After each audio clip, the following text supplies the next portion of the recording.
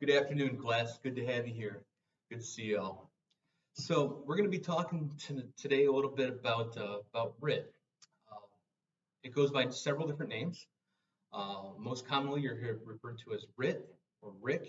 Uh, RIC stands for Rapid Intervention Crew. I've heard it called RID, Rapid Intervention Dispatch. I've even heard it called the FAST team. But for today's purposes, we're going to call it RIT, Rapid Intervention Team. So we're going to cover 3 points about RIT in the classroom before we go out, and then we'll get in the apparatus bay. We'll get our hands on some tools, and we'll start working through some drills. We're going to start out with the philosophy of RIT. Far too often, I hear people talk about RIT like it's almost like a punishment, like, oh, we got sent to RIT. They get to play, and we got to stand over here and watch. And there's really so much more going on for a RIT team that knows what they're doing. A RIT team that has proper training, has proper tools, and knows what they should be doing while the rest of the fire unfolds. So there's lots of things going on as far as what they can be doing to get information. They need to be keeping up on who is on the fire ground, and where are they operating. You know, is it a multi-story building? If it is, they need to be getting ladders out. They can be throwing ladders and making sure that they have a good way to get in and get out if they need to. Another thing that RIT team does is they soften the building. And what that means, so say we show up to a fire and it's got bars on the window, all right? They can go ahead and ahead of time go out there and get those bars cut off. If they have doors that are locked, you know, they can breach those doors and make sure that they have a quick way in, whether they do have to respond. It's important that they all have radios, that they're all on the same page as far as communication.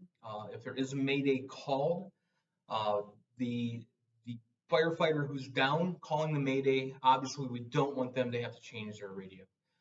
They're already hurt, they're scared, they're lost. We don't want them to get lost on radio channels. So other people who are not involved with the Mayday rescue itself or don't need to be, they all move to another channel. And IC will announce that when a Mayday goes out. So some of the tools that RIT uses, one of the most valuable tools that they have is their thermal imaging camera. We all know how valuable they are when we're doing a search or we're looking for the fire.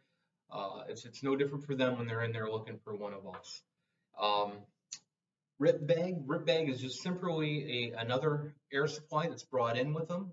It'll have another bottle, regulator, should have another mask in it in case their face piece is broke.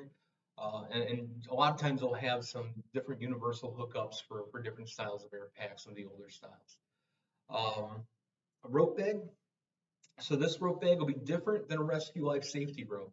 This rope bag is really just for finding your way in and finding your way out. It's also that lifeline, so if you need more help and tools coming in, they can quickly and easily come right to where you're at with that downed firefighter.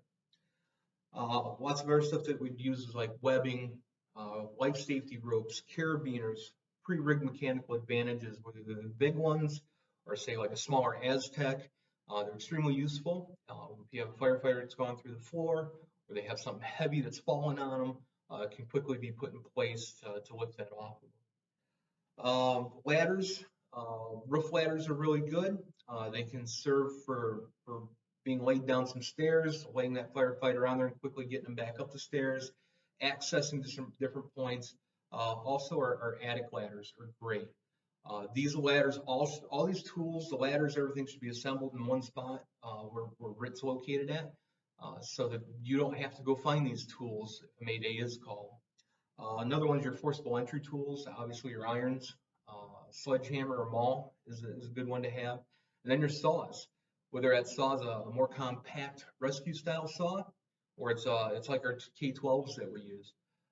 Once again, you got them bars on the windows or something that's solid that we got to get cut. It's good to have those things right there at hand. Moving on to the next portion, the RIT positions. So each one of the positions are important, and it's important that you've been trained in those, and they kind of stay in your lane, right? Because you don't want to be moving on to somebody else's position and duplicating efforts. You want to make sure that you're being efficient and everything's going smoothly. So generally the first firefighter in will be your search firefighter. So that individual will generally have the irons and is responsible for kind of guiding them in. Then in between them, you'll have the officer, and that officer really is kind of overseeing and managing the whole team, making sure that everything is going well, seeing that the jobs are getting done that needs to get done, and that if there's any type of hazards that they're looking out for those. And then the last person would be your firefighter bringing in the air supply. They generally also have the rope bag. It's their responsibility to tie that rope bag off as soon as they go into something solid. Once you get to the downed firefighter, it's going to be that individual's responsibility to tie that rope off once again to something solid right there where you're at. That way, if it gets tugged on in either direction, it's not going to come loose, and it's easy for everybody to get back and forth on. So the officer is just kind of watching over everything while the firefighter in charge of the air and the search firefighter go to work on assessing them, making sure that they're calling that down firefighter out, what their location is, who it is, how many they have, and any conditions that they have. Kind of giving that rapid assessment. They also need to let anybody know if they need more help, they need more tools. As soon as they have them packaged and ready, they go to the closest exit. They got a window right there. They go right out that window. If not, they follow their rope line back out. The officer, it's their job to guide them out at that point. So the other two firefighters are moving the firefighter, and the officer's really there just to make sure everything's moving along so they get outside. And then obviously, as soon as you're outside, calling IC, letting them know that you've made it out. So we're going to go ahead and head out in the apparatus bay. We're going to get our hands dirty now and get our hands on some tools, and we'll start working into some drills. Any questions on anything we went over? Yeah, Kim.